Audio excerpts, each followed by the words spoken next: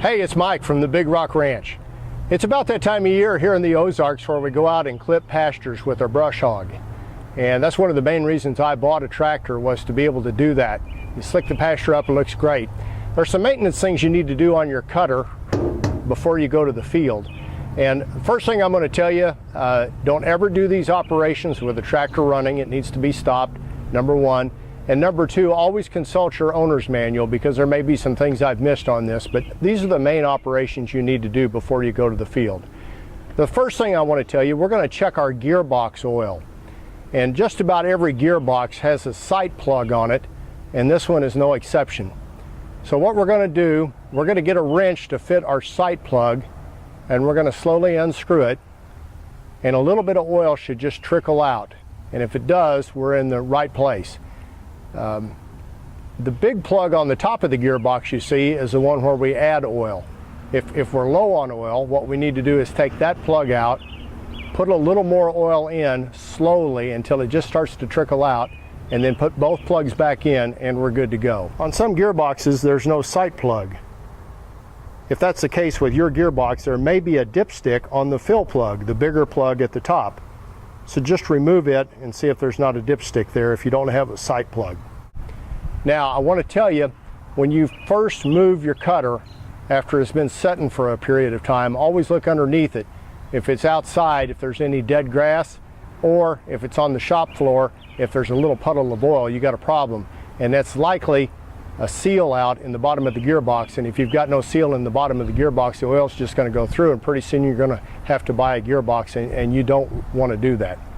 The next thing we're going to do is we're going to level our cutter.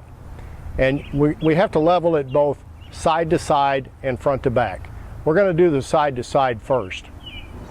Now, if we're off a little bit, most tractors have one or both of the 3-point arms adjustable, and this tractor is no exception. You lift the device up, you can turn it, and it's going to raise or lower the right side, if you're on the tractor seat, of the brush hog.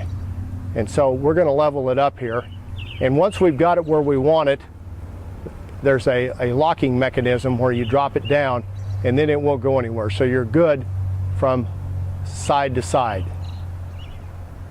Now, the next thing we're going to do is level our cutter from front to back. We actually want just a little bit of angled where the front is lower than the back. And I say a little bit, a quarter, half inch, inch at the most.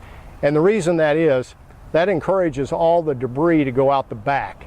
If you have the cutter where it's lower at the back than the front, then what you're going to be doing is cutting material and then mulching it up. And if you want to do that, you can.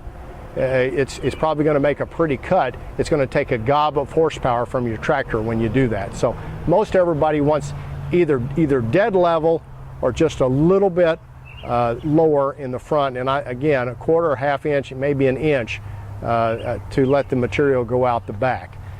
Okay, the next thing I'm going to do, I'm going to set our height. And how we do this, I'm going to measure the skid plate on the side of the machine. It's currently at 5 inches. The blades turn 2 inches higher than where this skid plate is. So if I'm at 5 inches on my skid plate, I'd be mowing at 7 inches height. I want to mow at 4 inches height, so I'm going to have my skid plates 2 inches off the ground.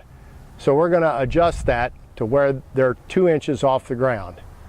After we've got our height set at 2 inches, which means we'll be mowing our pasture at 4 inches, there's a device on most tractors, and this tractor has it, to come up to the 3-point raise and lower lever to the right of the operator. And we're going to set that so we can move our machine up if we want to make a turn or if we want to go over something, and then we can drop it back down, and we're still going to be mowing at that 4-inch level. So I'm going to set that here, and that's as low as the machine will go. The next thing we're going to do is grease the machine. And there are several grease points on a rotary cutter. There's a grease point around the tail wheel, and this particular unit has 2 tail wheels, so we're going to grease both of them. There's a grease point around the the rotating part of the tail wheel, and then there's a part around where the wheel spins, where the wheel turns. So we're going to grease both of those. How we grease, you grease until you see grease coming out, and then you know you're good. We're also going to go around to the PTO shaft, and the PTO shaft has multiple grease points. We're going to grease all of them. On this particular machine, we can remove the back half of the PTO shaft to get to it and grease it. It makes it a lot easier, and then we're going to slide it back on when we're done. One thing we would also want to do at this point is to slip the clutches, because this machine is equipped with a slip clutch. I'm going to cover how you do that in another video that you'll be able to watch, but we're going to do that before we go to the field. The last thing I'm going to tell you about, you may want to check your blades. And most designs have either a stump jumper or a plate, and the blades swing on either the stump jumper or the plate. This particular machine has a stump jumper, and the blades swing from that stump jumper. You probably want to check and make sure that they do swing, that they're not caught in anything, and check and see how sharp they are.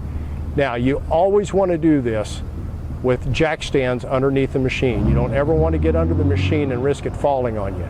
So that's the last thing we're going to do.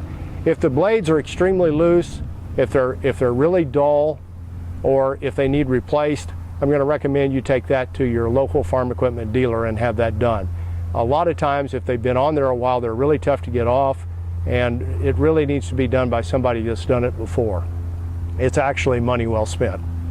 Once you're through with all these operations, it's time to go to the pasture and make her look beautiful.